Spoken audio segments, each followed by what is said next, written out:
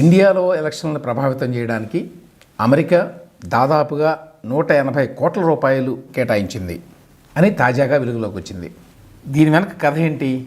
మొన్న అమెరికాలో జరిగిన ఎన్నికలకు ముందు అధికారంలోకి వస్తే ప్రభుత్వంలో జరుగుతున్నటువంటి వృధా వ్యయాన్ని అరికట్టడానికి నేను పూనుకుంటాను అని చెప్పి అప్పటి Republican party presidential candidate Donald Trump హామీ ఇచ్చాడు. ఆ మేరకు అధికారంలోకి వచ్చిన తర్వాత Department of Government Efficiency DOGE అని చెప్పి ఒక డిపార్ట్మెంట్ని పెట్టాడు. దీనికి ఈలాన్ మస్క్ని హెడ్గా పెట్టాడు. ఈ Department of Government Efficiency DOGE అనేది గవర్నమెంట్లో భాగం కాదు, అది ఒక అవుట్ సైడ్ ఏజెన్సీ లాగా పెట్టారు. ఈలాన్ మస్క్ అందరికీ తెలుసు, ప్రపంచంలోనే నంబర్ 1 కుబేరుడు. కాబట్టి ఆయన ఏమి జీతం కోసం గవర్నమెంట్లో పనిచేయడు, లేకపోతే పదవి కోసం పనిచేయడు. అయితే గవర్నమెంట్ అనేది ఒక బెహెమోత్ కాబట్టి, చాలా కాంప్లెక్స్ యానిమల్ కాబట్టి, అందులో ఎన్ని డిపార్ట్మెంట్స్ ఉంటాయి, ఎంత నిధుల దుర్వినియోగం జరుగుతోంది అని వెలికి తీయటం సామాన్యమైన విషయం కాదు. దీనికి చాలా కాంపిటెన్స్ కావాలి, చాలా సిస్టమ్స్ కావాలి, అత్యంత అధునాతన ఇన్ఫర్మేషన్ టెక్నాలజీ టూల్స్ను ఉపయోగించాలి, ప్రాబబ్లీ ఆర్టిఫిషియల్ ఇంటెలిజెన్స్ లాంటి వాటిని కూడా వినియోగించాలి, ప్రోగ్రామ్స్ రాయాలి, ఇవన్నీ చేయాలి. అందుకోసం అని చెప్పి ఈలాన్ మస్క్ చాలా టాస్క్ మాస్టరు.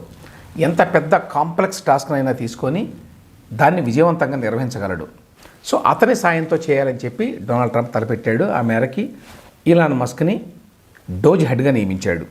ఆ డోజ్ ఏమిటి, దాని వ్యవహారం ఏమిటి అనేది మరొక వీడియోలో చెప్తాను. ఇప్పుడు ఏమిటంటే, ఈ DOGE Department of Government Efficiency వారు గత ప్రభుత్వంలో అంటే బైడెన్ ప్రభుత్వంలో ఏ విధంగా నిధులు దుర్వినియోగం అయినాయి అని చెప్పి రోజు లిస్ట్ అవుట్ చేస్తున్నారు, పత్రికలకు ఇస్తున్నారు.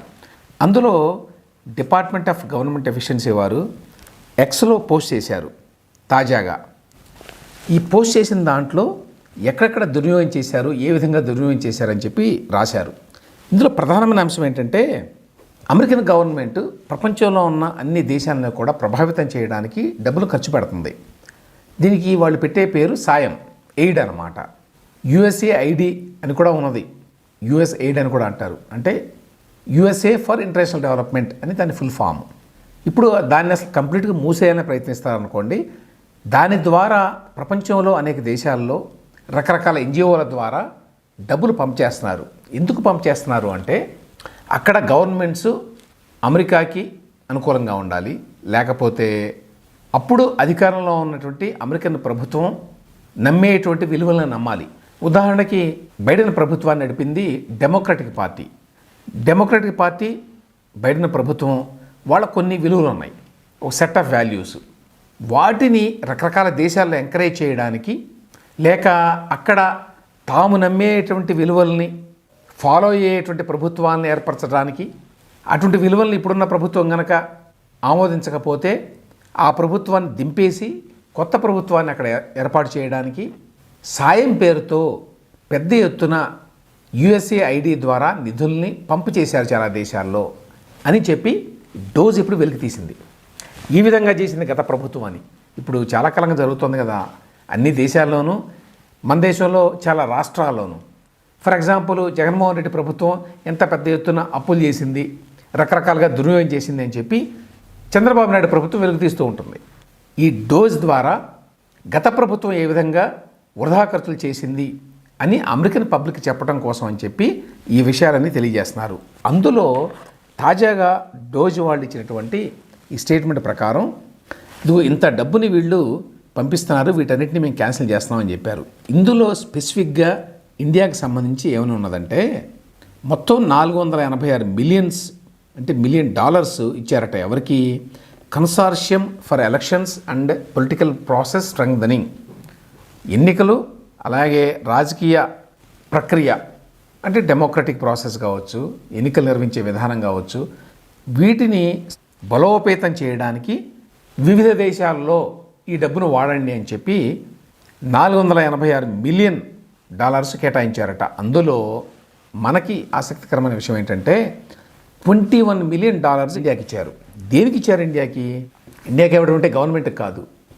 ఈ $21 మిలియన్ దేనికోసం ఖర్చు పెడదామని అమెరికన్ ప్రభుత్వం కేటాయించింది అంటే, ఓటర్ టర్నౌట్ని పెంచడానికట. అంటే ఎక్కువ మంది ఓటర్లు ఎన్నికల్లో ఓటు వేసే విధంగా ఎంకరేజ్ చేయడానికి ఖర్చు పెట్టారట. అమెరికాకి ఏమి సంబంధం ఇండియాలో ఎలక్షన్లతోటి, ఎలక్షన్ల నిర్వహణతోటి, ఎన్నికల ప్రక్రియతోటి? ఇక్కడ ఓటర్ టర్నౌట్ ఎక్కువగా ఉంటే ఏంటి, తక్కువగా ఉంటే ఏంటి? అంటే obviously they were trying to influence the outcome in the elections. అంటే ఎన్నికల ఫలితాలను ప్రభావితం చేయడం కోసమే ఆ కార్యక్రమం చేశారు. ఎన్నికల ఫలితాలను ఎందుకు ప్రభావితం చేయాలనుకుంటుంది అమెరికన్ ప్రభుత్వం? అప్పుడున్న అమెరికన్ ప్రభుత్వం అంటే బైడెన్ ప్రభుత్వం, డెమోక్రటిక్ గవర్నమెంట్ అమెరికాలో. ఎందుకంటే డెమోక్రటిక్ పార్టీ అనేది కొంచెం వామపక్ష భావజాలం ఉన్నటువంటి పార్టీ అమెరికాలో. అందువల్ల వాళ్ళు డైవర్సిటీ అని చెప్పి ఎంకరేజ్ చేస్తారు. అంటే రిజర్వేషన్లు ఉండాలి అనుకోండి, మన దేశంలో లాగా చెప్పాలి అంటే రిజర్వేషన్లు ఉండాలి రకరకాల గ్రూపులకి అమెరికాలో కూడా. అలాగే ఇల్లీగల్ ఇమ్మిగ్రెంట్స్ని ప్రొటెక్ట్ చేయాలి. ఇల్లీగల్గా దేశంలోకి వచ్చే వాళ్ళందరినీ కూడా వాళ్ళని పంపేయకూడదు, వాళ్ళకి మంచి వసతులు కల్పించాలి, వాళ్ళు ఉండటానికి ఇల్లు ఇవ్వాలి, వాళ్ళ రోజువారీ ఖర్చుల కోసం పాకెట్ మనీ ఇవ్వాలి. ఇట్లాంటి ఫిలాసఫీ ఒకటి ఉంది అక్కడ. ఉదాహరణకి న్యూయార్క్ సిటీలో రూజ్వెల్ట్ హోటల్ అని చెప్పి మంచి 5 స్టార్ హోటల్ ఉంది. ఆ 5 స్టార్ హోటల్ని పాకిస్తానీ ఎయిర్లైన్స్ వాళ్ళు నడుపుతారు. అంటే వాళ్ళు తీసుకున్నారు వాళ్ళ అవసరాల కోసం అద్దెకి. అయితే వాళ్ళది ఈ మధ్యకాలంలో సరిగ్గా నడవడం లేదు వాళ్ళ ఎయిర్లైన్స్ కూడా. సో వాళ్ళ కిందనే ఉన్నది హోటల్, కానీ సగం ఎప్పుడు ఖాళీగానే ఉంటుంది. కాబట్టి వాళ్ళ దగ్గర నుంచి అమెరికన్ గవర్నమెంట్ రెంట్కి తీసుకొని $59 మిలియన్ పే చేసింది. దేనికోసం? ఇల్లీగల్గా వచ్చేటువంటి ఈ మైగ్రెంట్స్, ఈ చొరబడే వాళ్ళని ఉంచడం కోసం అని చెప్పి 5 స్టార్ హోటల్ని అద్దెకి తీసుకొని అమెరికన్ గవర్నమెంట్ వాళ్ళకి డబ్బులు ఇచ్చింది.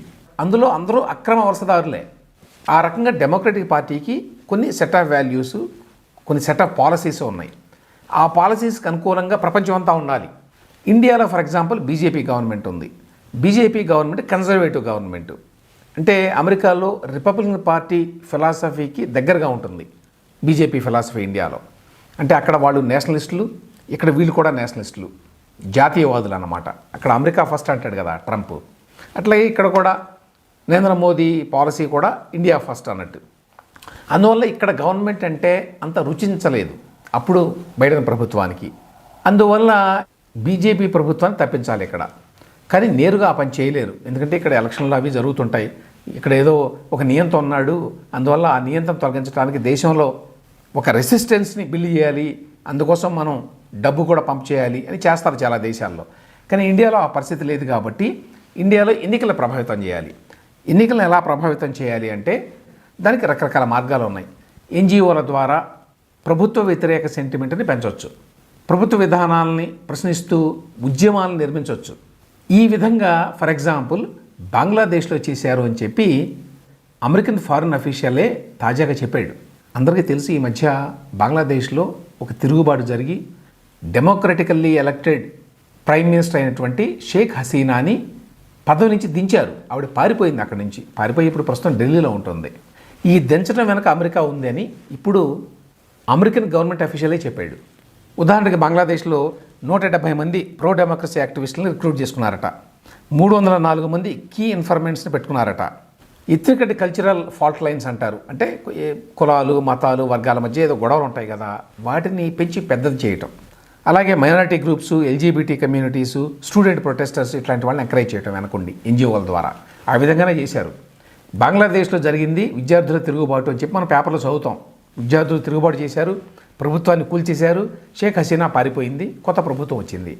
కొత్త ప్రభుత్వం రావడం కోసమే అమెరికా వెనకుండి చేసింది ఈ పని అని ఎప్పటి నుంచో ఉన్నాయి విమర్శలు. ఇప్పుడు కొత్తగా వచ్చిన ప్రభుత్వం ఈ డిపార్ట్మెంట్ ఆఫ్ గవర్నమెంట్ ఎఫిషియన్సీ డాక్యుమెంట్ల ద్వారా ఈ విషయాన్ని వెల్లడించింది. అదేవిధంగా ఇండియాలో కూడా ఓటర్ టర్నౌట్ పేరుతోటి ఎన్నికలను ప్రభావితం చేయడానికి ప్రయత్నించిందా అనేటువంటి ఒక సీరియస్ క్వశ్చన్ ఇప్పుడు ముందుకొచ్చింది. ఈ ఎన్జిఓల ద్వారా చేసే యాక్టివిటీస్ అన్నీ చాలా దేశాల్లో చాలా ఇన్నోక్యూయస్గా ఉంటాయి. అంటే బయటకు చూడడానికి చాలా ఒక మంచి కాజు కోసం చేస్తున్నారు అన్నట్టుగా ప్రజెంట్ చేస్తారు దాన్ని. ఈ డోజు వాళ్ళు చాలా దేశాల్లో గత అమెరికన్ ప్రభుత్వం ఏ విధంగా డబ్బులు ఖర్చు పెడుతూ వచ్చింది అనే విషయాలు వెల్లడించారు. చాలా విచిత్రమైనవి ఉన్నాయి అందులో. అంటే కల్చరల్గా జనాన్ని ఇన్ఫ్లుయెన్స్ చేయడానికి ట్రై చేశారన్నమాట. సో అదేవిధంగా ఇక్కడ కూడా ఓటర్ టర్నౌట్ అంటే ఎన్నికల్లో పాల్గొనే ఓటర్ల సంఖ్యను పెంచడం కోసం, ఓటు హక్కుని వినియోగించడం కోసం ఎక్కువ మంది 180 కోట్ల రూపాయలు ఖర్చు పెట్టడానికి అప్పటి అమెరికా ప్రభుత్వం సిద్ధపడింది అంటే చిన్న విషయం కాదు. ఇట్లాంటివి మన చుట్టుపక్కల చాలా దేశాల్లో చేశారు వాళ్ళు. ఉదాహరణకి నేను ఇంతకుముందు చెప్పినట్టు బంగ్లాదేశ్లో ఈ తిరుగుబాటు వ్యవహారం వెనక అయిన ఖర్చు 29 మిలియన్స్ అట అమెరికన్ గవర్నమెంట్ ఖర్చు పెట్టింది రకరకాల రూపాల్లో, అంటే దాదాపు 250 కోట్లు అది. అలాగే నేపాల్లో ఫిస్కల్ ఫెడరలిజం అనే పేరుతోటి $20 మిలియన్ ఖర్చు పెట్టిందట. లైబీరియాలో ఓటర్లో కాన్ఫిడెన్స్ పెంచడానికి $1.5 మిలియన్ ఖర్చు పెట్టిందట. చెకోస్లోవేకియాలో ప్రాగ్ సివిల్ సొసైటీ సెంటర్కి $32 మిలియన్ ఖర్చు పెట్టారట. సో ఈ విధంగా చాలా బయటకు వస్తున్నాయి. ఇప్పుడు అమెరికాలో ఇది పెద్ద చర్చనీయాంశం అయింది. ఇప్పుడు ఏ విధంగా ప్రభుత్వంలో విపరీతంగా వృధా ఖర్చు ఉన్నది. ఆ వృధా ఖర్చులో ఒక కంపోనెంట్ ఏమిటంటే విదేశాల్లో ఉన్నటువంటి ఆయా ప్రభుత్వాల్ని కూల్చివేయడం కోసం అక్కడ సివిల్ సొసైటీ పేరుతోటి రకరకాల ఎన్జిఓలను బలోపేతం చేసి వాళ్ళ ద్వారా అక్కడి ప్రభుత్వాన్ని ఐదర్ ఇన్ఫ్లుయెన్స్ చేయటము, లేకపోతే వాళ్ళకి నచ్చకపోతే ఆ ప్రభుత్వాన్ని దించి కొత్త ప్రభుత్వం వచ్చేలాగా చేయడము అనే దానికోసం ఖర్చు పెట్టారు అనేది ఒక కంపోనెంట్ ఈ మొత్తం వ్యవహారంలో. డెమోక్రాట్స్ అధికారంలో ఉన్నప్పుడు బైడెన్ హ్యారిస్ ప్రభుత్వం చేసింది అనేది ఇప్పుడు వస్తున్నటువంటి సమాచారం. కానీ అన్ని అమెరికన్ ప్రభుత్వాలు కూడా ఇదే రకంగా చేస్తాయి. ఈవెన్ రిపబ్లికన్ గవర్నమెంట్స్ కూడా ఇన్ ద పాస్ట్ ఇదే విధంగా చేసినాయి.